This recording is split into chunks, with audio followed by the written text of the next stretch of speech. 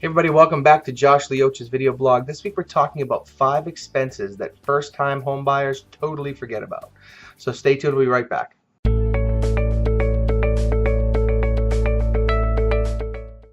All right, welcome back. So 5 expenses. This is actually a topic that came up from a previous video that we've done, and somebody is asking to get into more information about these expenses. So I really focused on the 5 that really hit people hard. All right, so number 1, as you're buying your home, closing costs. A lot of times people aren't advised that there's closing costs associated with buying the home.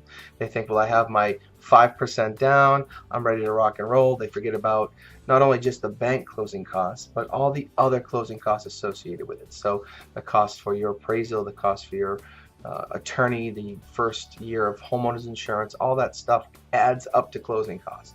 So good tip, budget $5,000 to $7,000. Make sure you have that aside on top of your down payment to cover those costs. All right, number 2, now you've purchased the home.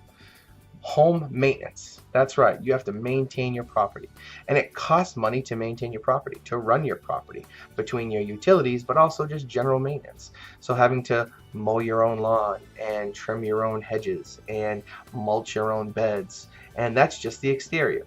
So all those things add up. So make sure you start to understand and talk to your parents or talk to your friends who already own property and get an idea of what expenses are going to come up, what costs are going to look like to maintain that property, so that you can maintain it the way you want it and keep that asset in good condition so that it maintains its value.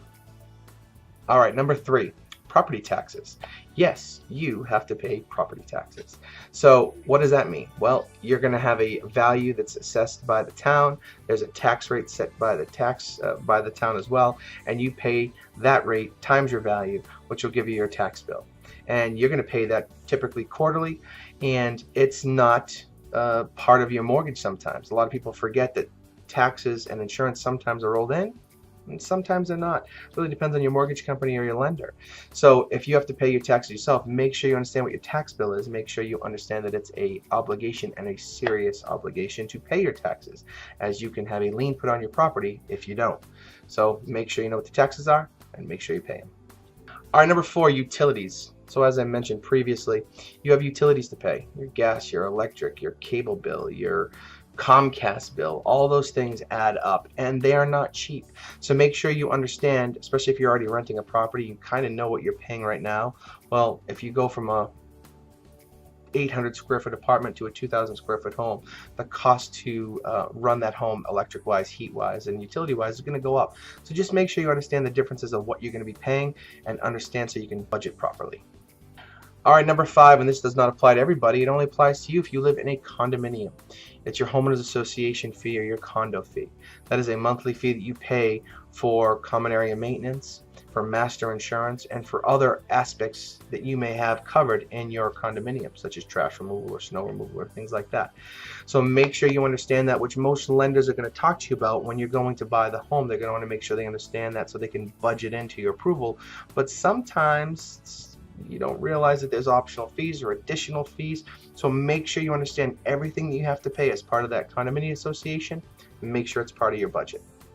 All right, guys, that's it for those 5 tips.